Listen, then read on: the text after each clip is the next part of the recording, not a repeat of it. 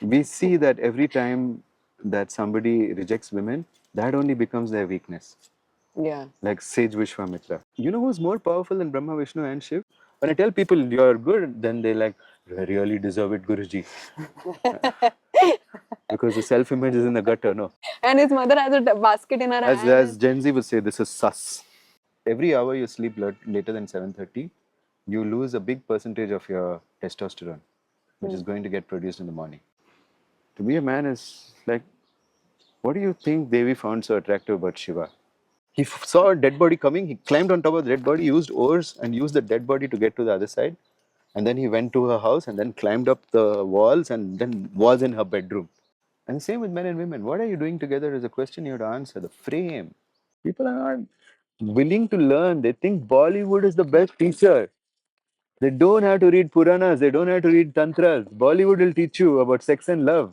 One guy said, I will go all out and I will be Hanuman on steroids. And he drew the 11-faced Hanuman. He doesn't know what it is. Oh, wow. I was chanting the Suktam and then I was just lying down and looking at the sky. And all the stars rearranged into Kali's form. People our age are super committed to being idiots. Yeah. They just want everything too fast and too easy. It doesn't work like that. This will go on the thumbnail.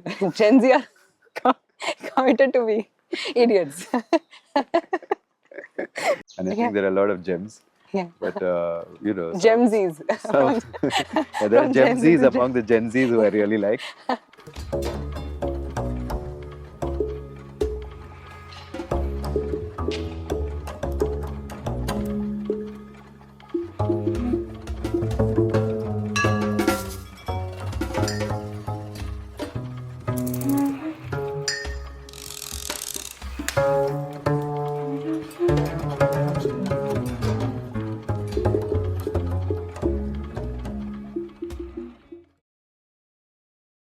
Namaste. Namaste. Thank you for doing this, for agreeing to do this. It's my pleasure. I am like, it's a, I can't explain the gratitude because I ended up learning so much from you, from YouTube, then from Instagram as well. And I had no idea. I was like, I don't know, should I reach out? Should I do what? He might be busy. He might be doing a lot of things. But then you agreed to do this, and luckily we were in the same city. So I was like, existence. This is a plus plus from there. So thank you so much for agreeing to do this. I'll start with a question. Sure. Sir, first is a very popular one actually. How yoga looks at feminine strengths, and how does what does yoga have to do to teach people about it? So, I was reading in Kamakya Tantra that even if you go to all the Tirthas, a woman's blessing is 100 times more than that. So that is how yoga looks at it. Sir, how? Why? Shiva is telling Parvati in that, you know, he's explaining to her like the importance of a woman. Say if a woman blesses you, and it doesn't matter what woman, whatever her background is, if she blesses you, it's 100 times more than getting blessings from all the Tirthas, is what he said. And it's very surprising for women to hear this. It is. Because that's not the reality right now, how we treat women. So I think there has to be more of a deep diving into our scriptures. And then you'll see that in yoga, the position of a woman is like she doesn't even have to do yoga. All she has to do is get control of her mind, and she's already a goddess. This is a very important point, sir, because personally speaking, in my life, mind has been the only thing which has been my friend and foe. It is both. So I discovered it and I was like, okay, if I have to use this in my life, I better learn to make a distance from it, learn that there is some gap. Otherwise, there was always a train wreck. Always a train wreck. So this is an identity problem. You know, everyone has something called a self-image, but when we are young, it kind of develops and fructifies and not solidifies, crystallizes into something. But the problem is when we're small, people don't give us a consistent message of who we are. Your mother will say maybe that you're so precious, But you go out, then your brother says you're an idiot, and then your friends will say something else, and then your school teacher will say you're a fool, you can't study, and there's so many different versions that you get of yourself. So you know how many versions of you exist? Just count the number of people who know you. That many versions of you exist, including the version that you have for yourself. So that is why self-image is a big khichdi, and it's important for us to remove all this confusion and be very clear, crystal clear who we are. Who are we? In each situation, how will we react? That determines who we are. What do we value? What is our dreams? What is our desires? What are our lack of abilities? You know, in yoga, we look at lack of abilities as an opportunity for yoga. Do you know the meaning of yoga? Most people say union with God. लेकिन वो नहीं है योग. Yoga is the opposite of swarth and niswarth. वो स्वार्थ भी नहीं है. It's not selfishness and it's not selflessness. It is in between. It's called symbiosis in English.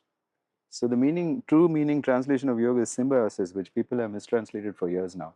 So basically, what nature has been doing all Where along. you lack, you find someone who has, and where they lack, you give them because you have it.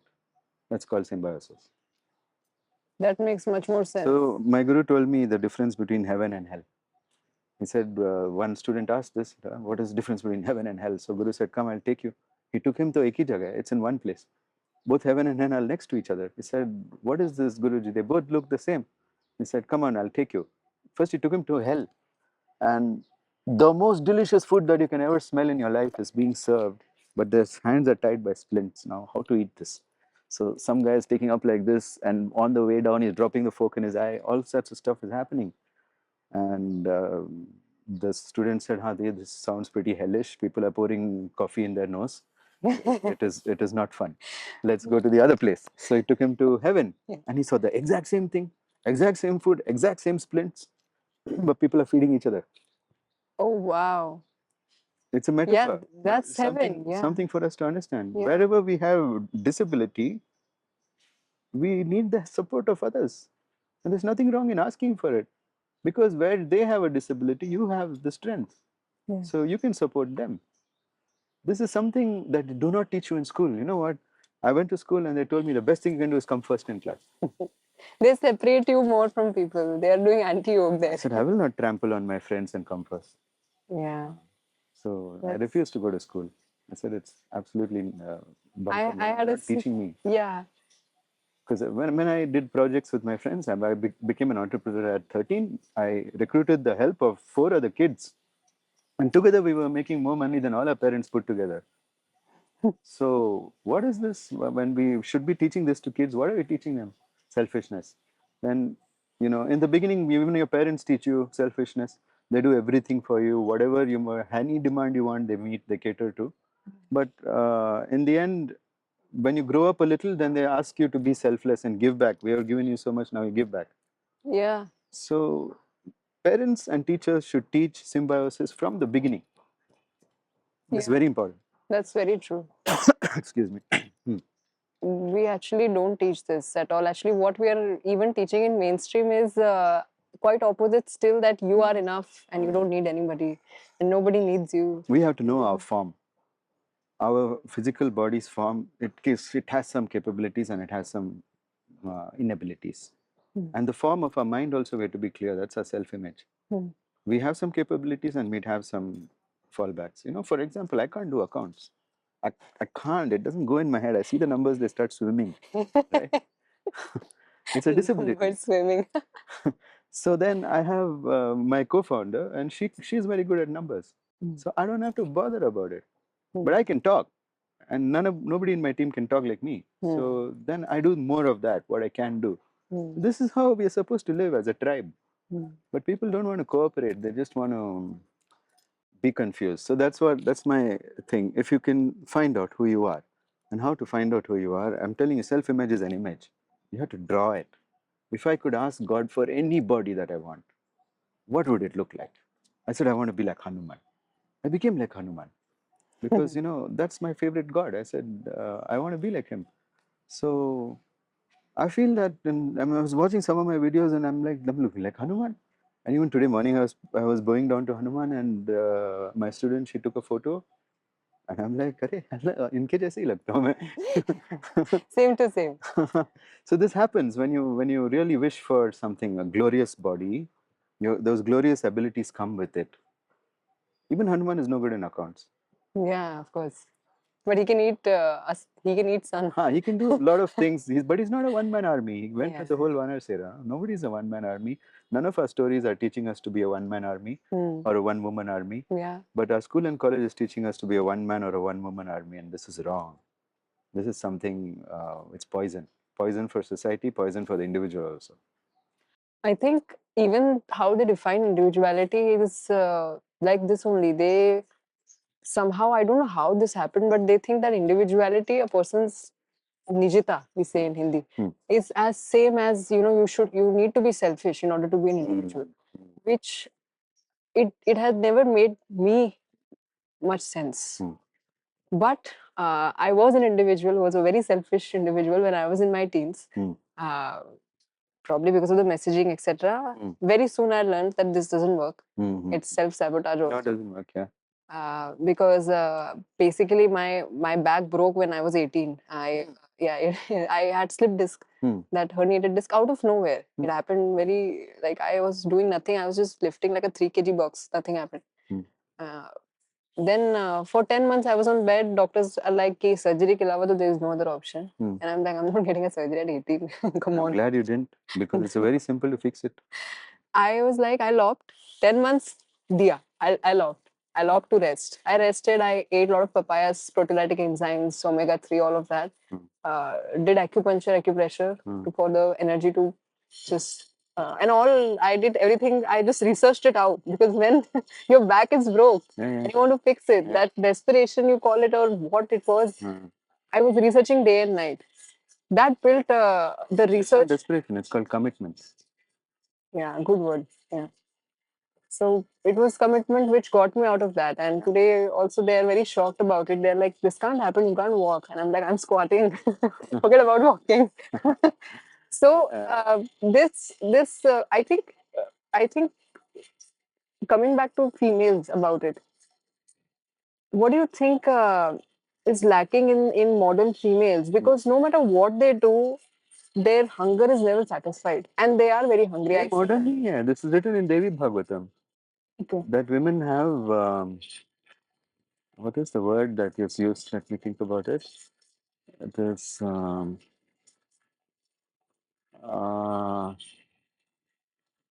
something that about their ambition, you know. Yeah. Women are like uncontrollably ambitious, vain ambition. Devi has given this to women as a gift. She says many things, you know. Yeah. She says, along with that, I've given few other gifts to women. Yeah. And these are gifts because they make the story of life for everybody else, and it removes people out of saturation. And I've had so much guilt trip because of these tendencies. I have had these tendencies in life. As a woman, you will have unbridled ambition, but then, of course, you can push it into the back burner, neglect it. But it's part of being a woman. Yeah, there's nothing wrong with it. So will you elaborate on this woman ambition and a So the bit story goes that Vishnu was just sitting down, and Lakshmi comes in, and she's so beautiful, so he's smiling like this, you know, grin, ear to ear grin, seeing that she's so beautiful. And then she starts thinking, why is he smiling like that? He's finding something funny in me. Am I looking ugly today? And then she says, I know, he has found another woman. So, so how can he do this? I curse him that his head be cut off, because it is better to be a widow than to be a sister wife to someone. So she says these things, and because she's a goddess, it happens. And then there's the Devi Mahamaya, the formless goddess who only comes as a voice most of the time. And when Vishnu was born, only she came to him. That's why she's called Vishnu Maya, Yoga Maya, a lot of things, right? Yeah. So she's the one who made the rules for Yoga Maya. Yeah. So she's the one who's engineering all this, because you know what she's done?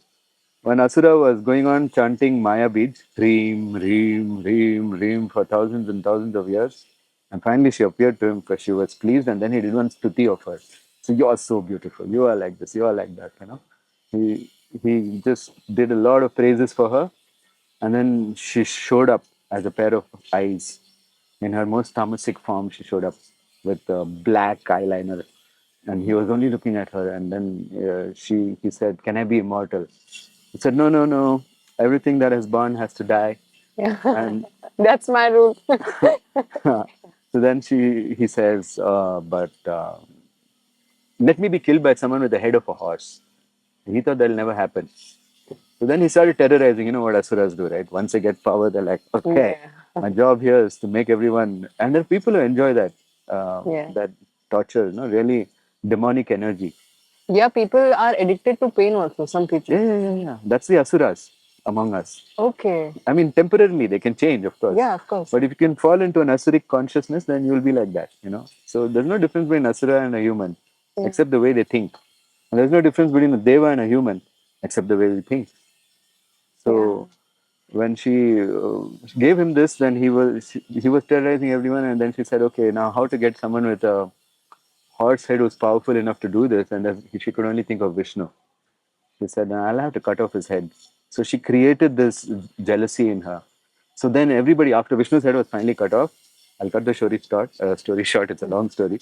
When Vishnu's head was finally cut off, then by an accident, okay, his bowstring cut off his head and all that. At that time, the Vedas gave praise to Devi. The Vedas were as human beings. Okay, so even the Vedas are devas. So they gave praise to Devi, and she finally appeared. And she had said, "Whatever you praise me, I like it very much. I'm going to make it equivalent to the Vedas." She did that. And then they asked, "Can you please tell us why you cut his head off?" Q&A. All that was one question. And she's like, "I will tell you the story. This is what happened with Lakshmi. And you know why Lakshmi is like that?" And they said, "Why is Lakshmi like that? Why did she do that? Why did she want her own husband's head who loved her so much? Why did she want his head cut off?" So I have given women certain gifts. And it is because they can be then the controllers of change in the world. If they gain control of these gifts, they become weapons. So if you get control of your unbridled ambition, or the vain ambition, as they call it, like, Mirko, I can't do it, but I want it. Yeah. That's a constant, I think. That's a constant. Yeah. So if you gain control over that and then you match your abilities to that ambition, it becomes a weapon. Woman turns into a goddess. So that's what it is. I mean, it's important to read important texts which are explained by proper gurus, because a lot of people can translate this as misogyny, what we see. And they do. Very often they do mercilessly. They want to show Sanatana in a bad light. But Sanatana is the only religion that has a proper place of respect for women. I don't think any other religion has this. Because I think they saw other religions, they saw females as nothing more than sex appeal objects. Which is very unfortunate, yeah. Very unfortunate. There's something that women are very beautiful to men's eyes because of their form. Yeah. But this doesn't mean that this is all they're good for. Yeah. Obviously. But even though there's so much so-called progressive talk in modern society about females, I still feel the underlying language is the same. It's same Roman Catholic Church language, in the background, which is like, all of that is fine, but we still see you Those idiots, they made celibacy as a way to rebel against the power women had over them. That was the main reason to become celibate. Makes sense, yeah. Yeah, it makes sense. Women can't control us anymore. Yeah. It's so stupid. And a lot of religions have swallowed that. I saw a movie called Samsara where this guy is Buddhist monk and he's been sitting in a cave for like 5 years or something. And then he comes back to his village and he's overcome by lust. He can't think of anything else. Because that's what he did in the cave. He went there, he became celibate and to avoid all these things. And when he was back in the samsara, he lost it. And of course he'll lose. We see that every time that somebody rejects women, that only becomes their weakness. Yeah. Like sage Vishwamitra. Yeah. He said, no, I'm going to just be celibate, reject women. I'm going to sit here. I'm going to gain power. Menaka comes along, he loses everything. Yeah. Even Ved Vyas. Like, he was like, I don't want anything to do with women. Oh my God, oh my God. Yeah. Because if there's any woman in my life, it's such a bondage. I don't want this. Yeah. And he was like that. And then this Apsara came. She just came. He saw he had lust, and he ejaculated into the fire, and his son Shuk was born. Wow. This is Kamdev's work. Oh, So, you know who's more powerful than Brahma, Vishnu, and Shiv? yeah. Kamdev. You know who our land is named after? Bharat. Bharat is named after Bharat. Yeah, It's called Bharatvarsh. Bharatvarsh. Yeah. Bha is light. Yeah. Rat is sexual arousal. Rat. And Okay. Yeah. Varsh is rain. Yeah. Rain of arousal. Rain of the light of arousal is the name of this country. Show me another country with a name like that. Wow. And what are people doing? Rejecting women. Makes no sense. I mean, they can try, but it's never going to happen anyways, because what I personally feel in my life, I've lived very unapologetically. I don't know what it was. I don't know. It made me fall into a lot of trouble also in life, like trouble uh, with my parents, with family, school, all of that. But ultimately, I realized that when it comes to me and my relating to men in general, whether it is my brother, father, my boyfriend, anybody, I feel they do feel a level of inferiority complex. It is there somewhere, and I don't know why people are so uncomfortable talking about it. Either they'll talk about it how they talk about like gender this, gender that, like trying to be full Beshram, but then when you try, it just you look idiot. You look like an idiot. I don't want to announce my gender to the world. What is the need? So either they do that, or they are so uncomfortable accepting this fact of the matter that males do have an underlying jealousy, which is very primal jealousy, which they feel towards females, which I have felt. It's by experience. I have not read about it, anything. I just experience this every time. They feel a level of inferiority, and they try to do everything. That is their motivation to do anything in life. So, is there any Puranic validation to this kind of Well, dynamic? I don't see that happening in the Puranas as such. This is a fairly modern thing that men like you said jealous, but I'm thinking, or you mean envious, right? I mean that I am Envious. unable to find a good word. But I'm after speaking to many men, I've found out that this is actually anger. It's a kind of sexual anger. They feel that women can get things easily which they can't. That's what they think. And they don't realize a woman is a goddess. She can just manifest anything out of her womb, you know.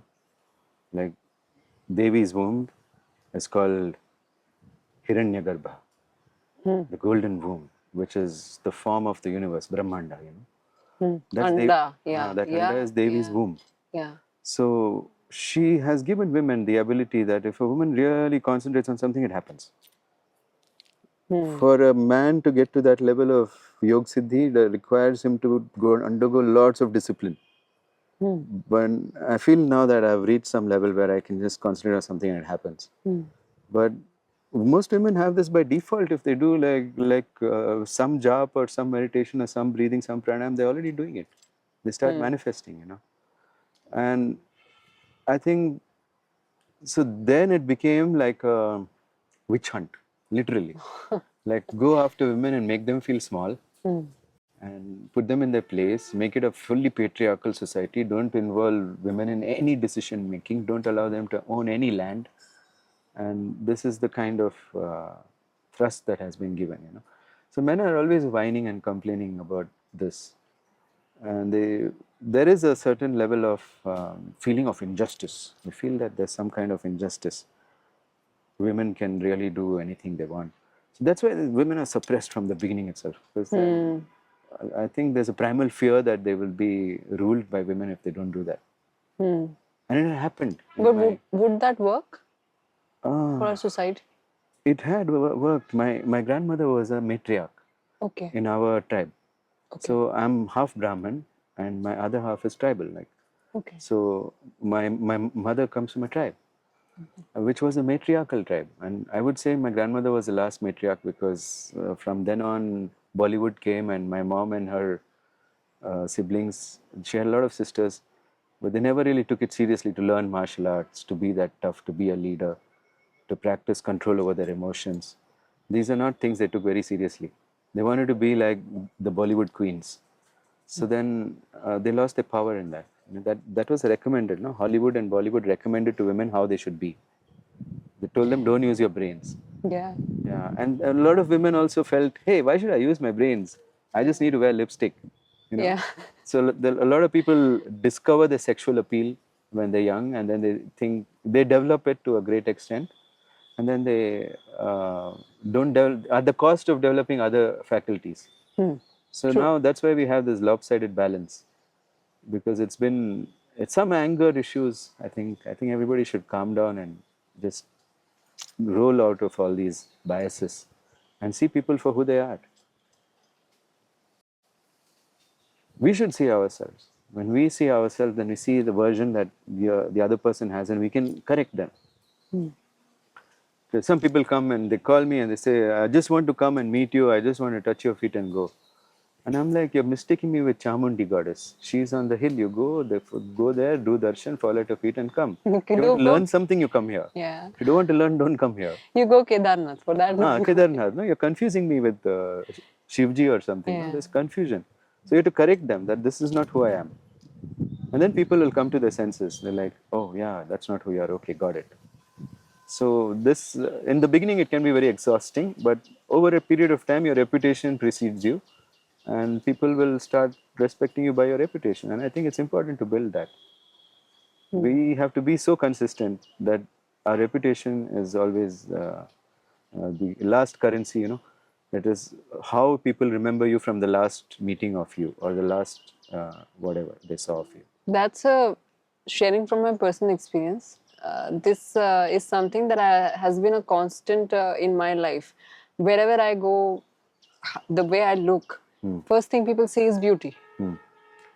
That made me aware about my own shortcomings, because earlier I used to get very angry about it. Why are they only seeing my face? Why don't they see my brain? Or why don't they see like what I do? Because I do many things. Many things. So I used to be very angry about it. And I used to respond to the situation with that anger. And then it was all basam. I was like, okay. So if this is the result of everything, then I will not do anything. So then I went into not doing state for a while. I'm not going to do anything. That happened. Then I realized, okay, if I'm not going to do anything, this is also something that I'm doing. So what is happening?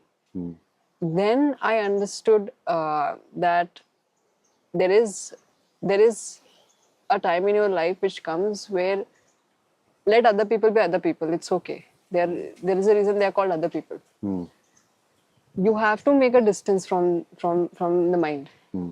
So that's when it started. I started to slowly be like, okay, this is what my mind is saying. In this situation, my mind has 1,000 things to respond.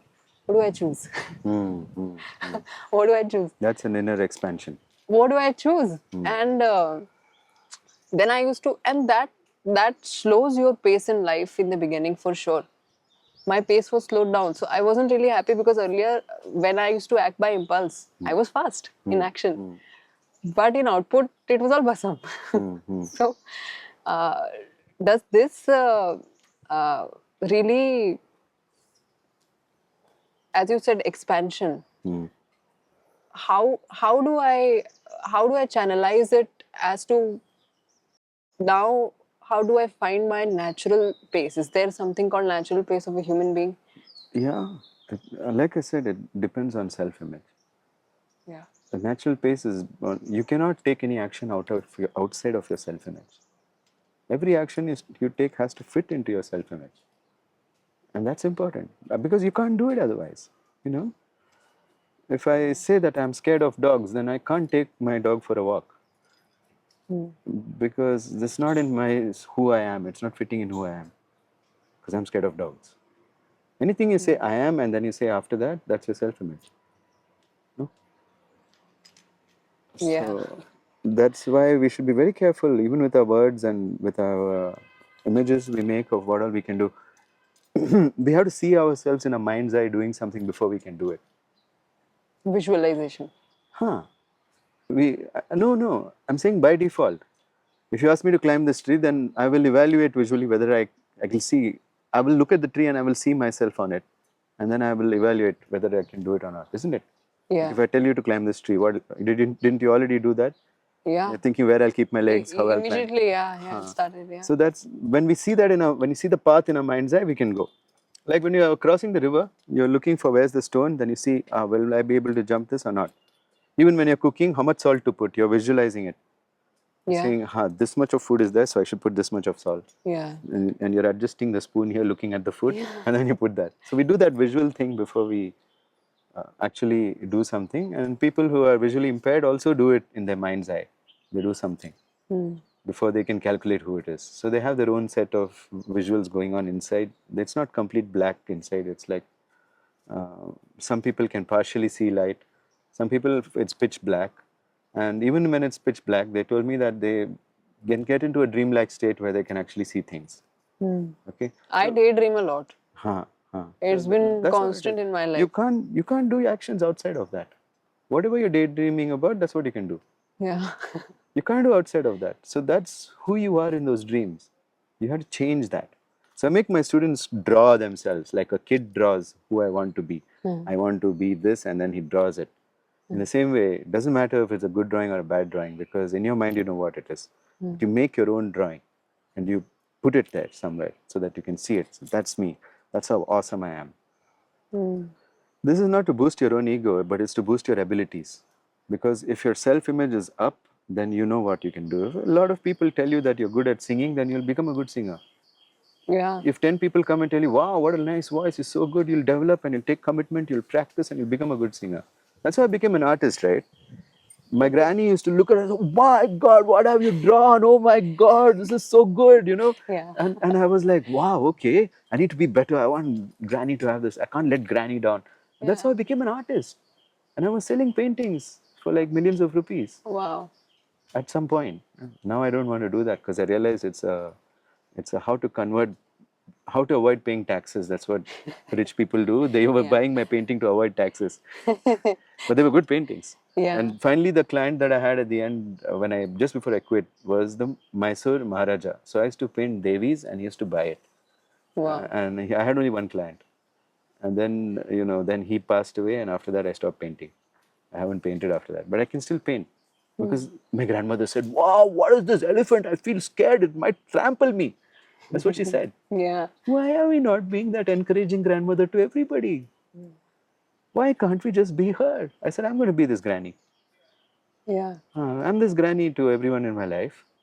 And they appreciate it and they become good at it. So before when I tell people you're good, then they like, I really deserve it, Guruji. Because the self-image is in the gutter, no. So I'm like, you draw your self-image. And whatever they draw, I tell them that it's amazing because it is. It's coming from their inner heart. So people are like, I also want to be Hanuman like you. I want to be like Lord Shiva. I want to be like Devi Lakshmi. And I'm like, you learn more about her. One guy said, I will go all out and I will be Hanuman on steroids. And he drew the 11-faced Hanuman. He doesn't know what it is. Oh, wow. So I found him a textbook that Agastya is explaining to Lopamudra who is the 11-faced Hanuman. So I sent him that. And so now he's reading it. Wow. And he's learning the character of Hanuman so that he can be like that. He can be like the 11-faced Hanuman. So 11-faced Hanuman does exist. Yes. And he's drawn it and he has no idea. 22 hands, 11 faces. Wow. Yeah. He keeps drawing it every day. Not once. He draws it every day like a sadhana. And he says, I'm going to be this guy. Things are sorting out. His son is turning out, his son has started respecting him so much. He's not done anything. He's just still his self-image. So obviously behavior changes. So you change your self-image. It's as simple as drawing it. Be somebody magnificent.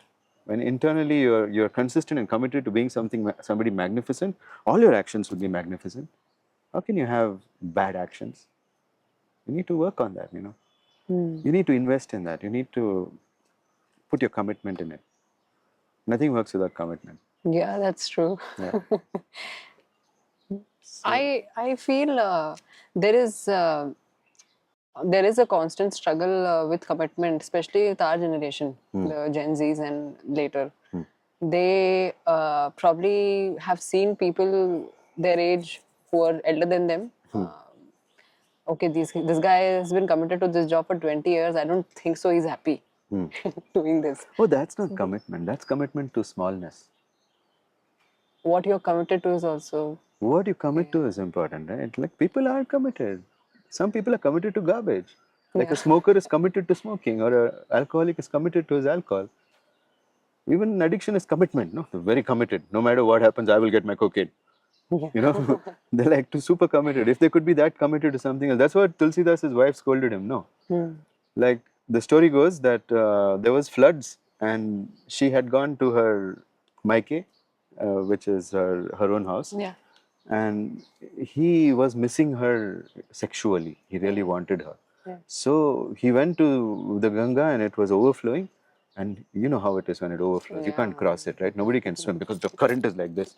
He saw a dead body coming. He climbed on top of the dead body, used oars and used the dead body to get to the other side. And then he went to her house and then climbed up the walls and then was in her bedroom. Oh my God. And she is like, what? How did you come here? How did you cross the Ganga? And he's like, I found a dead body and I crossed it. And she's shocked. She's like, if you had 1% of this commitment towards God, you would be enlightened by now, you know? You would be like somebody great. And hearing this, he thought about it and he said, why am I not committed to the right things? And then he said, I will commit to God. And he did it. And then he wrote Ramcharitmanas and he wrote Hanuman Chalisa and Bajrang Baan and so many other amazing books, right? Yeah. All that came out from his commitment to God. Earlier, he was committed to his lust. He was so committed that he can cross the Ganga on a dead body just to have sex. Damn. So it depends on what you commit to, right? If you commit to something that is not glorious, then you'll get the results, whatever it is. And, despite all that commitment, she was like not impressed. She said, couldn't you just wait? I would be coming home in a few days. Yeah. Why are you here? This is my time with my parents. Yeah. Why do I have to spend this time having sex with you? Yeah. You know, he didn't have that much of respect for her because she should have her space and her time. Yeah. No.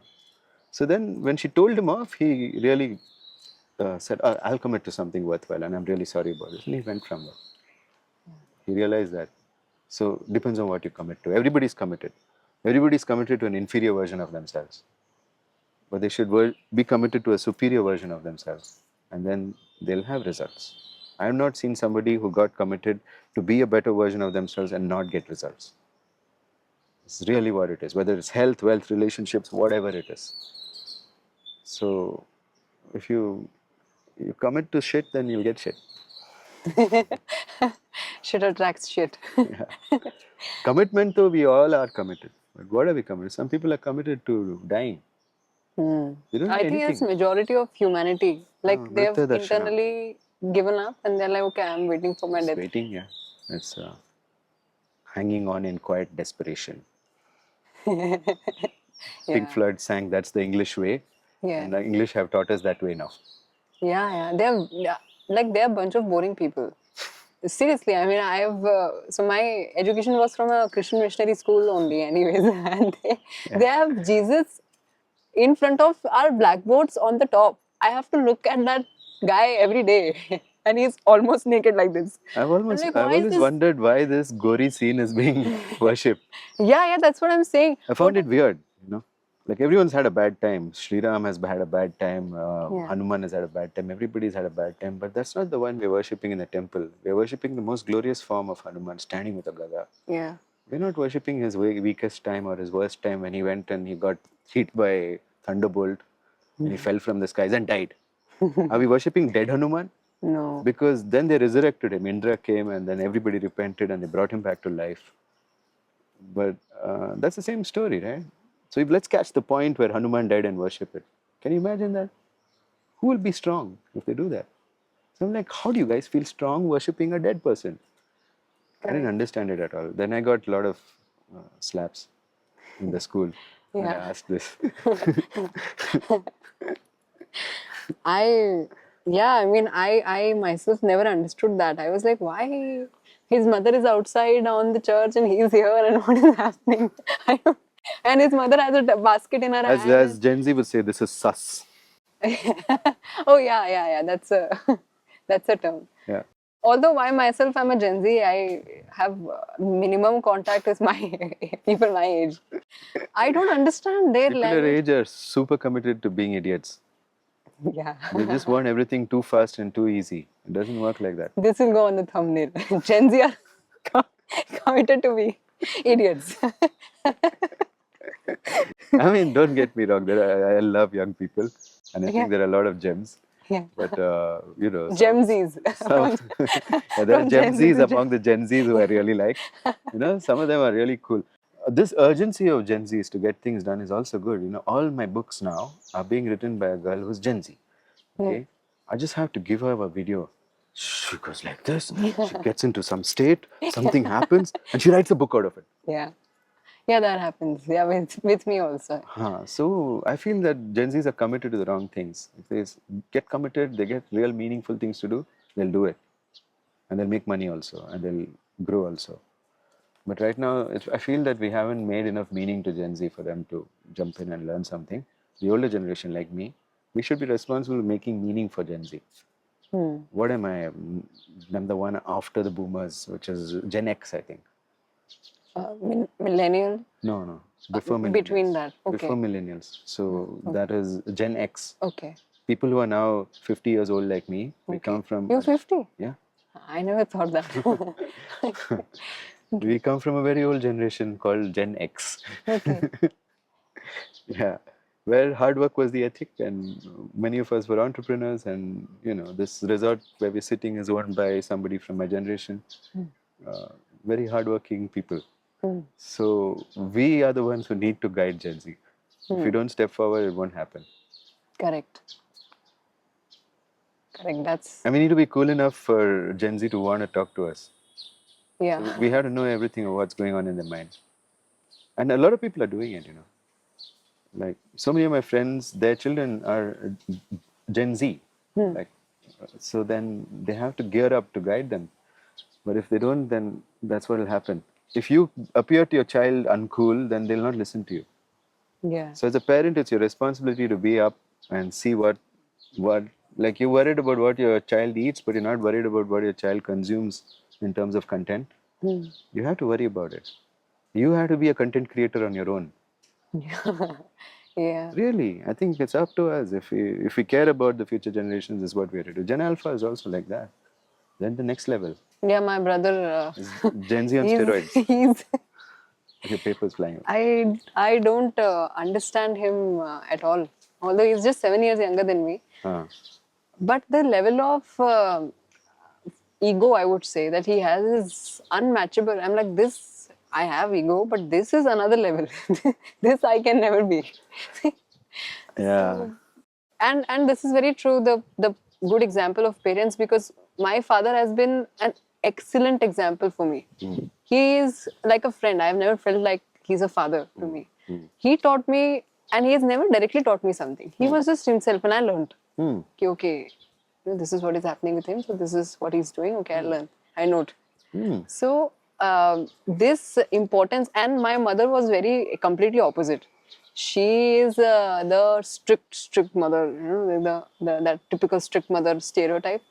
Although I understand why, now I understand everything, why she did what she did.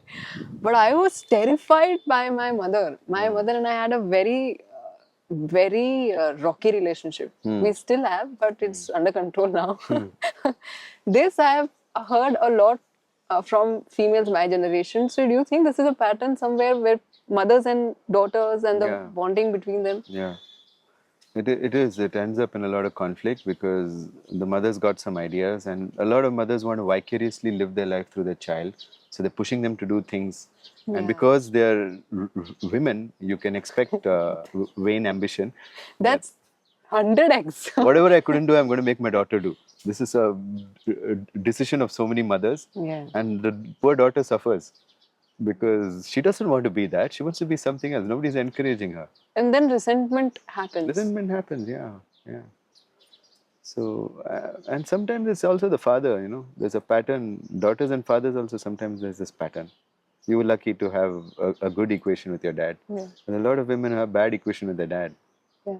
And yeah, I think a lot has to do with self-image. Now, that's what I've boiled it down to. It's called self-image and frame. The frame is very important. Like, what are we doing together? That is so important. People don't answer this question. A perspective So of when sorts. people say, I want to come and meet you, I ask, okay, what are we going to be doing together? No answer. Say, don't come. You know, if you don't have that answer clear, then don't engage with someone only. What are we doing together? Friend says, I want to come home. I'm like, what do you want to do? If they don't have any answer, I say, don't come. Yeah. And one of my friends, she got very offended. She was like, what do you think? I can come to your house anytime. You're my friend. I can come when I said, no, you can't. I blocked her. And 10 years back, 10 years later, she came recently to my house. And I'm like, why did I block you? And she's like, I said, I want to come to your house. And you said, don't come. I said, no, you behave badly. You said you will come no matter what. When I say no also, that's why I blocked you. And she's like, for that you didn't talk to me for 10 years. I said, no, I was busy. Why you didn't talk to me? Yeah. You blocked me! It's a loop. I said, okay, let's start afresh. Next Yeah. time I come to Bangalore, I'll come to your house. Yeah. You know? So this is... but then I really want to have something to do to with her. You know? And when I made a meal for her, and I said, what are you doing? She said, I'm trying to buy land and I want to make a yoga center over there. And I said, no problem. Let's work together on that. I'll help you with it. So that's why we have something to do together.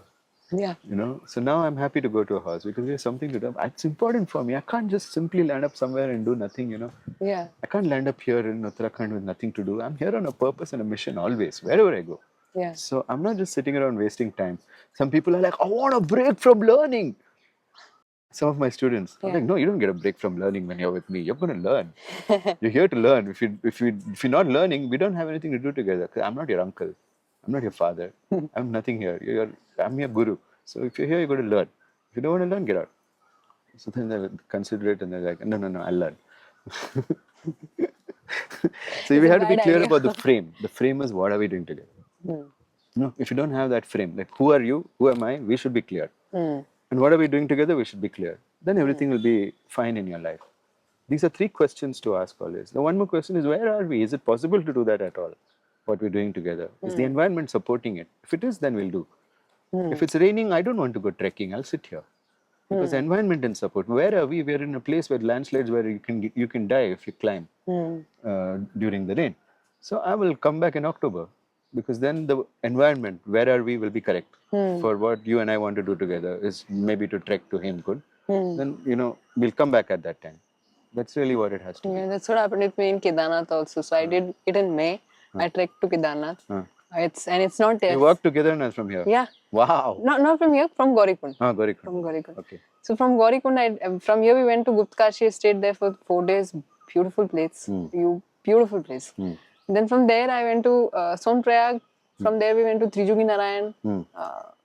Beautiful place. Then we stayed in Gaurikund. We trekked from Gaurikund. And from Gaurikund it's not 16 kilometers, it is 25 kilometers. Oh. It is that much. It's quite a hectic one. Yeah, but I went in May because I didn't want to have this rain situation. But in anyways, rained a little. Rained. Yeah, it rained a little. And I got my period while I was trekking. Oh. And I was like, okay. This is another thing women don't calculate, no? Yeah. So I want to see about that also because females don't have a good relationship with their cycles. See, I think I can ease this out for all the women watching this, is that your day is 28 days. A man's day is 1 day. This is what you need to understand. Like a man peaks in his energy in the morning, he's also up with an erection in the morning. Yeah, he's on full energy. Yeah. And he will be full energy till afternoon. After that, his energy will dip. And then by 5 o'clock, he'll be like, I need tea to go on. Yeah. And then by 6 o'clock, he'll like, ah. By 8 o'clock, he's like, ah. And that's the time he should sleep. Then somebody will say, chal yaar, party karte hain. So he's gone whole night. And he's like, after I got this girlfriend, I don't know. She's got energy because her day is still going on.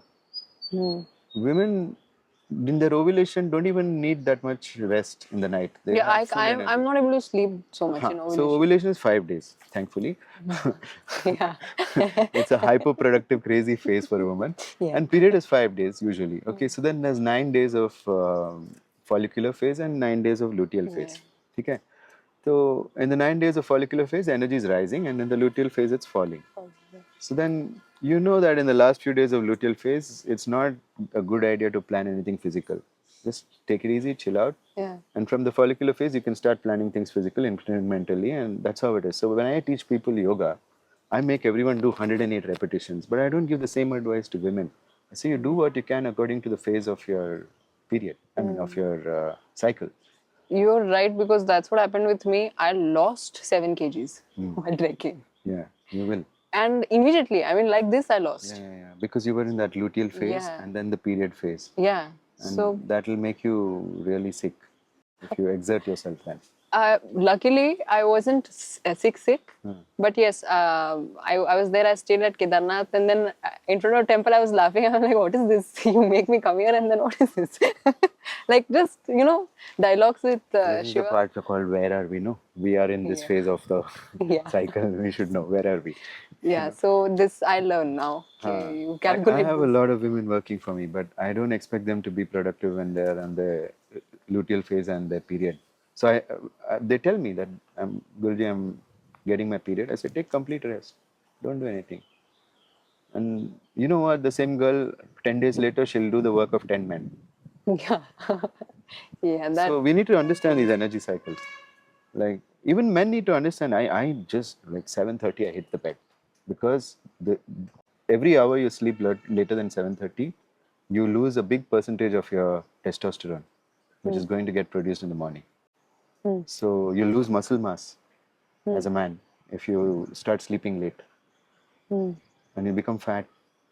I don't want that. I don't want to be fat and ugly. So that's why I take care that 7:30 I hit the bed. I don't care what's happening. Prime Minister can come. He can meet me tomorrow. So it's similar. Women also have to be very strict about protecting their fag end of the luteal phase and the period. You need to protect yourself there. No note to work. I'm going to chill out. I'm going to listen to music maybe and contemplate about what I'll do for the rest of my month. And that's about it. Planning is Planning good. is good. Yeah. Planning is good. So you can visualize and dream, and that's the time when the new moon phase. Also, when you look at nature's period, Devi's period, is from the new moon and the first 4 or 5 days of that, like the Pratipada, Dvitiya, Tritiya, and Chaturdash. Chauthi. So from Panchami onwards, Devi is back in her energy. You can feel this in nature. There's a lull. And then you can see during full moon is dhan dhana dhan dhan dhan dhan. Yeah. Full moon and the first 5 days. Yeah. That is like until the Panchami of the dark phase. Nature is like that. Suddenly productive, suddenly reproducing, suddenly doing all sorts of things. And you should observe this. That's why I tell people that nature is a woman. Mother Earth, we say. Except the Germans who say fatherland. Germans are different species only. I won't talk about them. I've had German friends here also. I mean, people come from all over the world. And what we do is to do with hospitality also. So people come there, a lot of those kind of people. So I can clearly tell after talking to a man after 2 minutes that he's a German. Just by the way they're so uptight. And they're so like this. They don't know about IST, Indian Stretchable Time. Yeah. Yeah. That's correct. They get very upset in India. I've seen it. Anyway. When it comes to relating to a man for a female, it seems like these days all of that is just lost. There is such a big gap between a man and a woman, and there's no bridge to connect them anymore. Any bridge that anybody is trying to construct also is just broken. And whatever there was is broken also, because I think people now have a lot of trust issues, even with the knowledge that they are trying to seek. They're like, I don't know if I can trust this knowledge or not. So how do we navigate that relating with the other gender? I asked this to my guru and he said, trust everyone. And soon the ones who are not trustworthy will show you. that you can't trust them, then don't trust them. But don't start with if you start with a base of mistrust, then you will never get to the place of trust. You say, now let them do something to prove themselves trustworthy. That shouldn't be what you're saying. You say, let them do something. If they prove themselves untrustworthy, I will move away, I'll disengage. So we have only 4 actions, you know, right? With your hand, what can you do? I can push, I can pull, I can hold, I can let go. These are the only 4 actions we have. We have to master all the 4. People haven't mastered letting go. People haven't mastered holding. They haven't mastered pushing, now they mastered pulling. So now when we say let's both lift this together, we have to both pull together. Then we can lift it together. And then we have to both drop it at the same time. We push it down to the earth. Okay? Some stone we're lifting. But if you lift at your own pace, I lift at my own pace, then it won't happen. You have to say 1, 2, 3 and lift. Then it'll lift. You know? So recently we went to the forest without permission. And then there was a big fight between the villagers and the forest department. And the forest department came and said, we'll see how you take your tractors. You know, they said they put some cases against them. And I don't know what's happening, whether it's a real legitimate case or what. But my car is here, and they've dug trenches across the road. Yeah. 10 trenches across the road, and I'm like, what do we do now? You know? And we didn't know there's 10 trenches. We thought it's 1 trench. So me and my Vanar Sena started throwing back all the big stones in. Yeah. And some stones are 200 kgs. We're doing it together. Boom, boom. We're filling it. Then one drunk villager comes and says, why have you dug up the road? I'm like, we're filling the road. We're not digging up the road.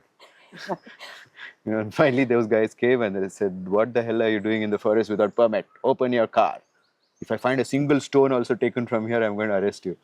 And then we have a lot of stones because we love stones. So then they took photos of us with all that, and you know, it was a big mess. And finally, we had to pay a fine and everything, and then we got out. So, you know, we need to work together. And same with men and women. What are you doing together is a question you have to answer. The frame. What are you doing together? You say, you're my boyfriend. Okay, good. Now, what are you doing together with me? You're my girlfriend. Oh, yeah, okay, good. What are you doing together with me? This is why I don't have a girlfriend, because I couldn't find a good answer to this question. Yeah, same. What are you doing? Yeah. Right? And I couldn't understand. There was a parade of women in my life at one point, but I could not understand. What are we doing together? Nothing. Like, are we at least committed to having good sex? No. No commitment there also. I'm like, well, this is mad. I don't want this, you know. So that's why. But now I have women in my life as students. And it's very clear what we're doing together. I'm teaching, you're learning. Simple. And so it's very smooth. There's no problem. Okay. So I'm thinking, if anybody finds the mysterious answer to why men and women should join themselves at the hip, if there is a good reason for it, let me know. I'll also join myself at the hip with a woman. But otherwise, I think there's absolutely no need for it. There's absolutely no need. See, people needed it to grow the population. Have you seen the population? We can stop for some time. You know, It's mad. I think we should focus on becoming immortal. Like, I'm 50, but I can do anything a 20-year-old can do. I can climb this tree if I want to. So I think we should concentrate on making ourselves immortal. Heal faster than you decay, and you'll become immortal. Every day, repair faster than you damage every day, and you're immortal. You don't have to die. So you should know everything, all the secrets. That's yoga. And if you can make yourself immortal, you don't have to have children. Because you're here. And why do we have children? To replace us. Parents have 2 children to replace the 2 human beings. They're going to die, and these 2 will take over. It didn't happen. We had more children, and then the people didn't die. And now the children have to take care of those old parents. I asked my Guruji, what is death? And he said, sheer irresponsibility. I said, "ठीक है, I won't be irresponsible." You know, it's a Damn. precious life. It's a life to experience yourself as a goddess or a god, and to really to feel that power that is given to you by when God sits in you. When Devi says, "I like you so much, I'm going to sit in your heart," and then there's this is like Your life takes off at a different pace, and it's very amazing to watch. You know, so I think that we need to all do this inner journey and become divine. You need to move from Pashu to Veera to Divya. How do you become a Veera? You rebel against everything. I did that a lot. So those are finished to that, realize that only leads to more violence. Yeah. So then you become Divya. And you say, I will manifest this in a non-violent way. Like Vashisht. When Vishwamitra came to him and said, I am going to take Kamadhenu from you, he said, you and which army? He said, me and this army. He said, turns around, army is burnt. Because he took some in water in his Kamandlu and said, "Pfft," and the army is burnt. Okay? So we have such legendary things. Don't we want to be like that? There are times when we got caught by the forest guards, for example. My student was with me, Meenakshi, and she used a mantra. And within minutes, the forest department came, closed all the things, and we were out there. And I'm like, how did that happen? Nobody had to feel any pain, distress, or fear, because it's all an illusion of Devi.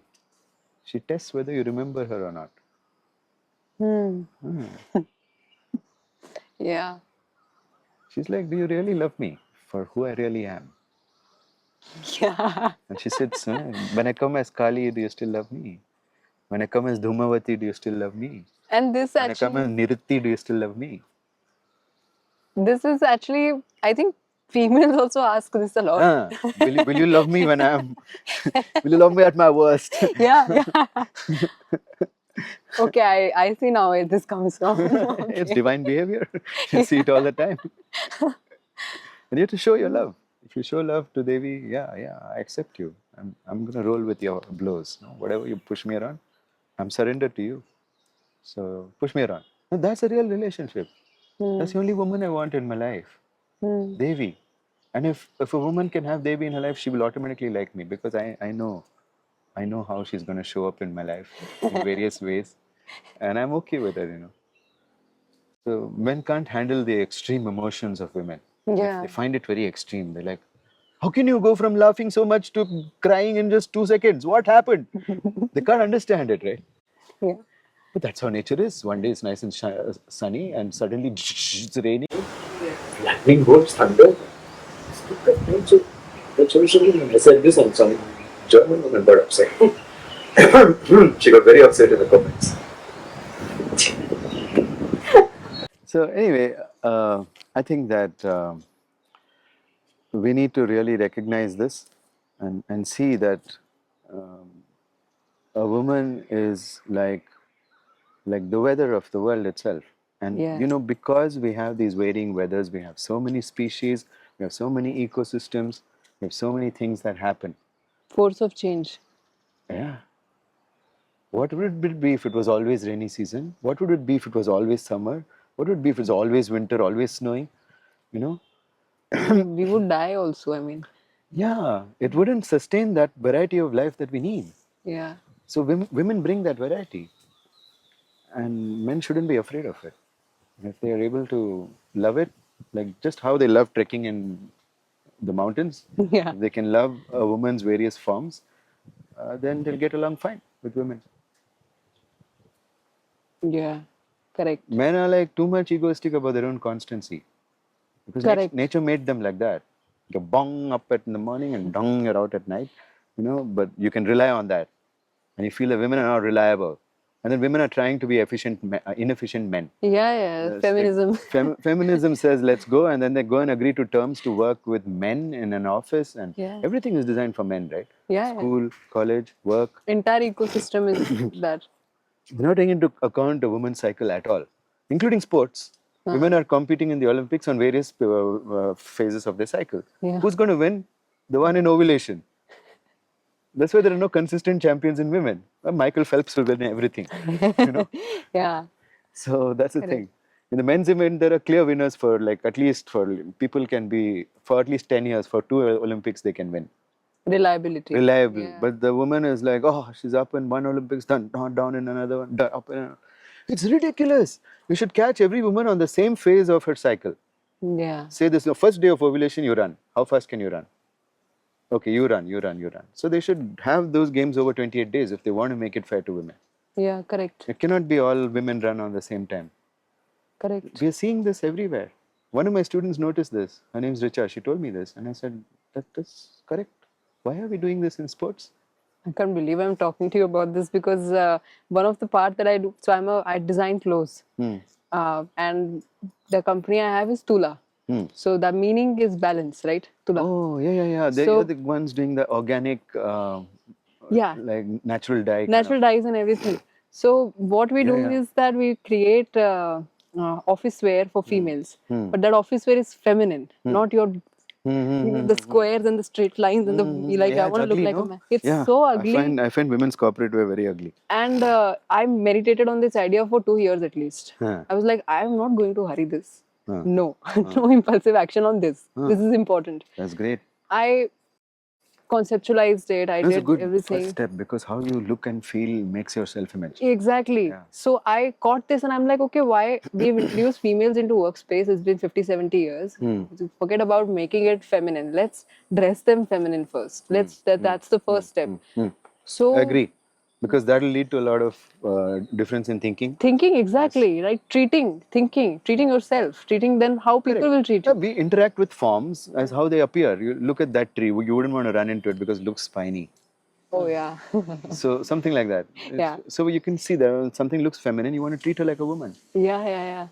And Otherwise, I've you seen treat her this. this slightly inefficient man always around me. Yeah. She seems to be efficient for 5 days of the month. Yeah. The rest of the time, she's not up to the mark. The guy is giving appraisal to a woman. You are not consistent. That's all the women are hearing. I'm not consistent. Oh, shit. Yeah. Yeah, man, corporate life for a woman is hell. Yeah, it is. Thank God I have never been in one. Thank God. But we are working towards it and we want that to be out. But I've taken my time because I first don't want to introduce those plastic polyesters and anything like that. So we are doing our own research into material first. Yeah, for this whole, form fitting karke, they're putting plastic into the... It is so bad. Yeah. The scuba is what they put in skirts. And actually, so when I talk to people about it, that this is what I do, they say, oh, so have you watched Suits? And I'm like, no. But do you know in Suits how they dress? It's very nice. You should take inspiration from that. I'm like, no. No, it's box dressing. No. No. They dress women so sexually in workspace. The pencil skirts, what are they? They are to like show your ass more. And they will put them into high heels. So that's gonna Stick out lift your you. butt. Yeah. So yeah, okay, fine. Sexual market value is there, but it's uncomfortable. it's so You just can't relax and like sit Yeah. down. Like, you're always How is- worried how to sit.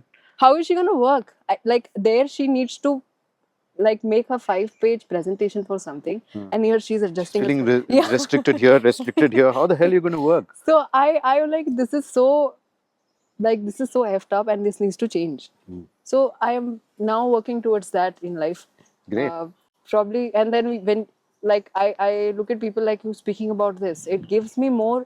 I would say validation because when I thought about this, I was conceptualizing this. I got so many no from people who is gonna buy this. This is this is gonna look contemporary. The fact of the matter is, people interact with something depending on its form. Yeah. Say if you're showing up in a very feminine form, then you're going to be treated like a woman at the workspace. I mean, that's how I think it's going to work. Yeah. At the end, the mechanism. So then you can count on women to bring their ingenuity into the workspace. Yeah. Otherwise, it's going to be just you showing up as a slightly inefficient man. It's just not good. Yeah. I want women to show up as women. Yeah. Yeah. That's correct. That's so true. And I've also seen people shaming a woman's imaginative powers, Ah. and I've seen them also shaming them for I'm forgetting the word, vision towards something. I mean, their insight towards something. So Intuition. yeah. Yeah. So first of all, you know that women have a higher field of view than men? No, I had no idea. Huh? Okay, look. I'm going to take my finger. I'm looking straight. You know, this is the point. I can't see my finger anymore. Let's see. You take your hand to where you look straight and take your hand to the point where you can't. No, don't follow it with your eyes. You're looking straight and just move it slowly to the point where you can't see your finger anymore. Now look where your hand is, and you can still see it, right? Oh yeah, it's Now way look where behind. my cone of vision stops. I can't see my hand anymore. Yeah, it You would is. probably go till here. Yeah, yeah, it is. Yeah. Yeah, it is almost That's how 270. it's built. Okay. Okay, women's eyes are big for them to see details. Okay. So women were the medicine, the healers. They would they would spot the plant, they would spot the paw print of an animal. All these things women could see the details. Men are only designed to look long and far. Hmm. And we have these shades above our head, can you see? Yeah. And that's to protect us from ultraviolet light. So men can be outdoors a lot and it won't affect their eyes. But for women, it'll affect their eyes, too much ultraviolet light if they're outdoors all the time. Yeah, I started getting tears a lot. Yeah. Because you don't have this shelf to protect you. Okay, so we can see that men were doing more of the hunting and women were doing more of the gathering from our ancestral. That's how we have developed our senses. Women's hearing is also very much 3D than men. They can hear things from behind them that men can't hear. Yeah. The cone of vision is, cone of hearing is very different. When we were kids, we used to whisper things about our teacher, and the female teachers would hear it. You know, Throw the chalk. throw a chalk, boom. Yeah, but the male teachers wouldn't hear it. Yeah. So I knew there's some certain sense perceptions between men and women very different, and intuition is something like that. When you have a lot of information, then you do a projection, and that's called intuition. And it's all happening in the female brain. And the female brain is able to be more interconnected. The left and right sides are just more interconnected for a woman. So she's able to project, and the temporal brain, which tells you about time, she's able to predict better what will happen in time. So you should trust a woman's instinct, and you should, in fact, help her to develop it, and we should depend on it. I depend on it. That's My reliable. co-founder is a woman. Yeah. She's got an instinct that we should do this workshop, we shouldn't do this workshop. She has an instinct. I don't wait for an explanation. I say, you think we shouldn't do it? She say, no. I say, okay. And then we'll find out the reason later why we shouldn't have done it. And we'll be saved. So if a woman is given the space to develop her intuition and its value, just like I became a good artist because my grandmother said, how beautiful this elephant, you know. So if you give that encouragement to women and say, it's okay, it's great, I'm going to listen to what he's saying and let's experiment and see. Trust yourself as a woman. Somebody's got to stand there and tell you that. Yeah. And then you start trusting it. Otherwise, you're like, oh, is this flaky that I feel that this is not going to work out? Because the world that we've created is just opposite. It never gives you any kind of response to that instinct. It You're never like, yeah, gives that. just stop being pessimistic is what they tell you. Yeah. Or stop being so optimistic is also what they'll tell you. Yeah. When you know something's going to work out, if a woman says, yeah, I mean, an empowered woman, I'm saying, the one who's been beaten and told she's no good won't be able to do this. A woman with a good self-image can always tell you whether something's going to work out or not. Yeah, it's intuition. My mother used It's a to call superpower for us men. Yeah. And I don't know why we're not encouraging women to use it more in our lives. My mother used to call this overconfidence in me. She's like, you're very overconfident. Slowly, my father also started calling the same. You're very overconfident. I'm like, but it's working for me. It's working. It's happening. Things are happening in life. Yeah, that's all it is, right? So when you're in doubt, check, am I getting results? If you're getting results, it works. If you're not getting results, doesn't work. That's a definition of working or not working. Results. Yeah. That's correct. But people, you show them results also, they'll argue. Yeah. I think because their vision is so blurred. I mean, they can't see what is there in front of them. And this, I think, happens with women also. Many women cannot see reality as it is. Okay. Do you think why is it common across? I think women can see more of reality. And that's why men would argue that it's not reality as it is. That way, yeah. Women were the oracles, the visionaries, the oracles, no? That's the word. Like before war or something, how they used to go and say what will be the results of this. Women would get into a trance, figure it out, and tell you. Yeah. So that ability is there. How do you develop that ability if somebody wants Just to? encourage it. You say, I'm going to try and predict this and see what happens, and you'll be right. And you say, I'm going to try and predict it and be right. Then you'll notice how you feel when you're right. And then, Yeah, expanded, you feel like, yeah, you feel like, ah, ah. yeah. That's what I mean. So you notice those states, and if you can get into the states, you can always predict what's going to happen. But sometimes in those expansive state, you also feel like, okay, now I have this much energy. Now what do I do? Like, Oh, what do you do? There's so much to do. Be in collaboration. You're already an entrepreneur. yeah, There's so much to do. yeah, it's a lot to do. Just mind. The mind is here, here, here, here, here. I mean, just look at this resort. There was so much to do, but Yeah, yeah. you ask the owner, he'll say, every single stone that is here, I chose. And I saw it in my mind before I put it. Hmm. So that's how you have to be. You dream and you fulfill your dreams. That's what is there to do. Why are you not dreaming? People are scared to dream, I think. They're scared to dream because they're cowards. They just don't want to face any failures. They want to just succeed right away, boom, like that.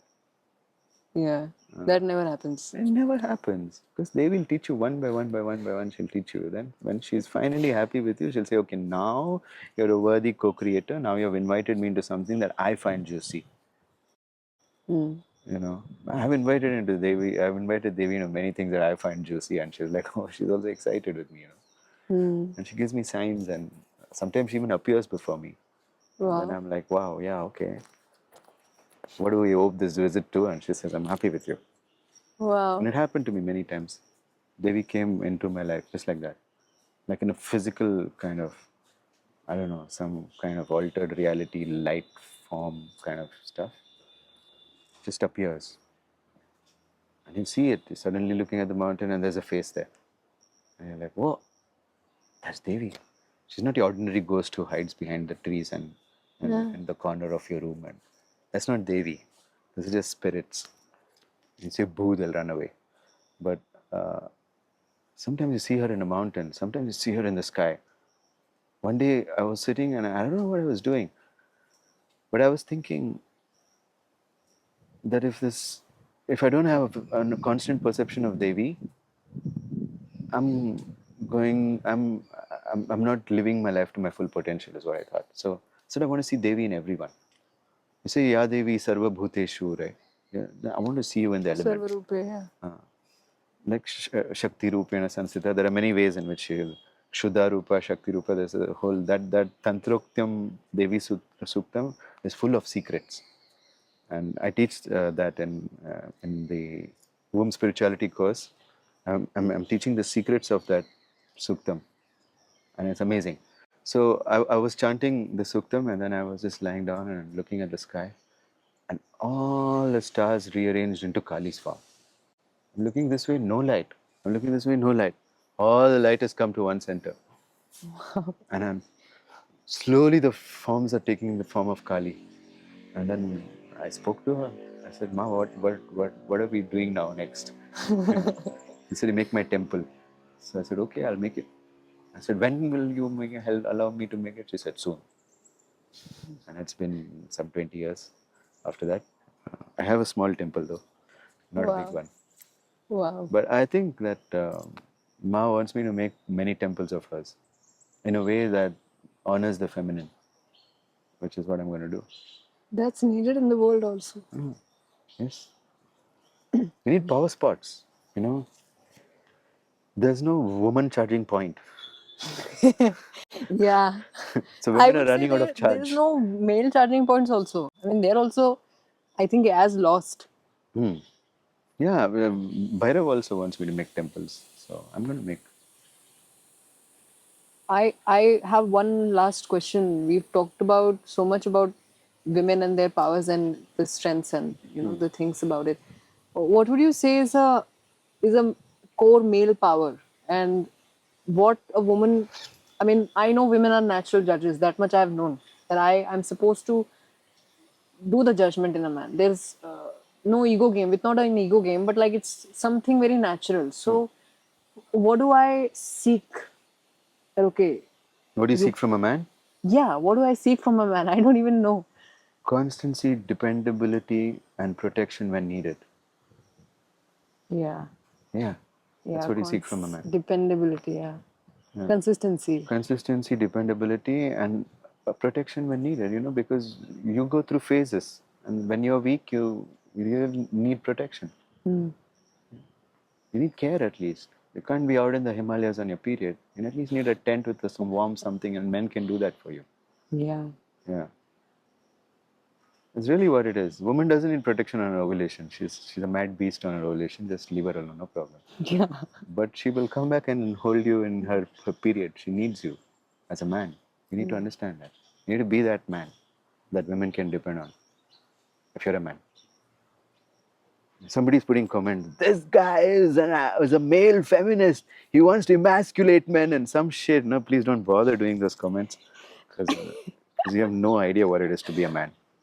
Yeah. To be a man is like, what do you think Devi found so attractive about Shiva? The immovable, Mm. the consistent, the always there. The guy is always there. That's why she died again and she married him again. She had sex with him for 10,000 years, they say. And then she died. And then she was born again. And then she wants him again. And that's the story of Navratri. We are now in Navratri. When she comes as Shailputri, she's just longing for Shiva. She wants him. Then she becomes Brahmacharini because she says, I really want Shiva. And then she becomes Chandraghanta. And then she becomes, finally she gets Shiva also. And after that she evolves more and she becomes Siddhidatri, the giver of powers. Yeah. Okay, so that's a big story. Like people don't know what Navratri happens 4 times a year. The Gupta Navratri is going on now. Only the Siddhas know how to worship her in the Gupta Navratri. Yes, everyone knows how to worship her during the Ashwin Wala. The big one. Big one. Yeah. But nobody knows how to worship her during the Gupta Navratri. They're doing the same thing, being vegetarian and all that stuff. But it's a different ball game for the Gupta Navratri. And these are written only in our tantras and accessible only to Siddhas. Oh, really? Yeah, because the 64 tantras have vanished. Yeah. Nobody knows where they are. 66 tantras, okay. And then, there are, those are the known tantras in the scriptures because there are 6 tantras that came out of Shiva. From his upward facing head, Adhonmai. From his forward facing head, Uttaranmai. From his right facing head, Purvanmai. From his left facing head, Paschimanmai. From his back facing head comes Dakshinanmai. And from his penis, his lingam, comes Adhonmai. Nobody knows Adhonmai at all. And they have little clues of this and that. They got half of Rudra Yamala Tantra. There are 8 Yamala Tantras. Where are they? My Guru has everything. So I sat with him and learnt everything. So people just talk and talk and talk. They got one Vigyan Bhairav Tantra and they think that is Tantra, man. That's not Tantra. Yeah. A lot of Tantras. There's Kamaraja Tantra. What about that? Yeah. Kamdev Tantra. What about that? Wow. He's more powerful than all Shiva, Brahma, Vishnu, and Mahesh also because his arrows only made Brahma fall for Saraswati. Yeah. His arrow only made Devi fall for Vishnu and Vishnu fall for Devi. And Shiva also was the same thing. Yeah. As soon as he was born, Brahma says, you will have power more than Brahma, Vishnu, and Mahesh, the Sarga. And he says, let me try it. And he shoots his own father, boom. And along with him, Sandhya was born. Yeah. It's a very beautiful, dark goddess. Yeah. And Brahma started getting excited about her. And he started having incestuous thoughts about his own daughter because Kamdev shot arrows and all. Then he didn't stop there. He shot all the rishis just to check. They're all getting horny looking at Sandhya. Yeah. And there's a secret about Kamdev's arrows. They're called Harshana, Mohana, Rochana, Shoshana, and Marana. 5 arrows. Okay. Harshana is that stirring that you feel, that erotic stirring when you feel when you see someone. Harshullas like that. But it's like with very erotic Butterflies in stomach. Maybe, something like that. Yeah. Butterfly in stomach is actually fear. I'm talking about, it's actually fear, by the way. Because they feel that this won't work out, or I'm not worthy, or some shit is going on. That's why they're getting butterflies. Okay. But Harshana is that real unstoppable attraction towards someone. Okay. Then he shoots Mohana. Mohana means you'll feel that they can't do any wrong. That person, no matter what they do, all the red flags, he'll be waving red flags like this, but you'll be like, he can't do any wrong. Okay, that's Mohana. You become mohit with him. Yeah. And then he will shoot Rochana. He shoots Rochana, you will become so attractive that he will get mohit to you. And immediately he'll shoot Shoshana, where everything starts drying up. And then Marana, it's already dead. And he shot all this, and within 5 days of a relationship, it's already dead. Because he never knew Kamdev Tantra. But if you knew Kamdev Tantra, you can ask Kamdev to shoot it in the reverse order. They do Marana first. And then he will kill everything. He'll kill all these ideas, and the person will not even be looking for a relationship. Then everything will dry up, and they will be like out of that thing that I don't want a relationship at all. Yeah. And then he shoots in the reverse order. And then he shoots Rochana first. And in Rochana, you will start becoming so beautiful because you don't want anything. People come then. People will start coming to you. Yeah, yeah, Okay? yeah. When you don't want, people will come to you. Yes, that Okay? happens. Then you shoot another arrow called Mohana. Yeah. Where out of all those people, you'll feel that I really like this person. This one is Okay? Then he'll shoot Harshana. And then those are the relationships that last. So only if Kamdev shoots his arrows in the reverse way, you can have a proper relationship. People are not willing to learn. They think Bollywood is the best teacher. They don't have to read Puranas. They don't have to read Tantras. Bollywood will teach you about sex and love. No way, man. Bollywood, I think, is teaching men that we are polyamorous in nature and women are monogamous in nature, and I'm supposed to have 5 wives and they're supposed to, like, I don't know, like, how this also. I'm like, people come to me, what do you think about polyamory? And I'm like, listen, man, do one properly first. Yeah. Yeah. You can't even do one properly. You're talking about having multiple women in your life. Like, what's going on? It's a craving for every man to have more women in his life because that makes him feel like he's so amazing. So they're using this as a way to evaluate themselves. But a relationship is not for you to evaluate yourself. You evaluate yourself and then you get into a relationship. Don't use it to measure yourself. Like, how many women do I have? You know, I mean, I've gone through these phases. There was a time when I had one woman for Monday, one for Tuesday, one for Wednesday. That has happened in my life. Okay. And well, it gave me a lot of ego boost. I felt that I couldn't get deep with any woman when that happened. So then I said, okay, I mean, it needs time. You need to spend time with a woman. How will you manage your time? You have 24 hours. If you have 3 girlfriends, what are you going to do? So won't they just love each other? Why will they love each other? They love you. Yeah. No, but they have to love each other if they love me. Like, nobody. That's not how it works. Yeah. So people are struggling with this shit, man. And then there are thruples and they're like, wow, we're all 3 of us are in love with each other and whatever, man. I don't know. I think what you show on Instagram is not your real life. Oh, that's a different podcast. Instagram. I've had my own journey with Instagram. I've made it to Facebook's hit list also. I was basically telling people don't take the vaccine. Simple. Don't take You it. can't talk about it because Yeah, that's a big $1 billion business that you're trying to disrupt. They will be merciless with you. Yeah, so that You happened don't with have me. that much of money to fight. That happened with me, and I was like, you know what? That's what I was talking to you about in the podcast, right? The impulsive this thing. Instinct, like, no? yeah. You knew that you shouldn't take it. I was Yeah. like, if okay, I have this much information about CDC has a patent, blah blah blah blah blah. Let's put it out to people. People are not gonna take it. You know, we can save lives. And I was doing it. So, okay, intention is right. The execution was where I fall short. You're just a small fry for them to block on social media and you're done. Yeah, yeah, yeah. Luckily, I mean, I stopped before they gave me a third strike. Rakshas exist. They're real. They exist inside a human. Just like you can make a god exist inside you, they can make a Rakshas. And they do a lot of devil worship, these guys. Yeah, yeah. I know all of that. It was my teen project. When I was in my teenage years, I used to do Alex Jones and all that. I used to do all that research.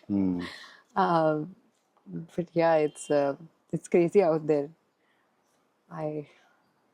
There's also the divine people, the society of people who are divine. And that's what I hang around with.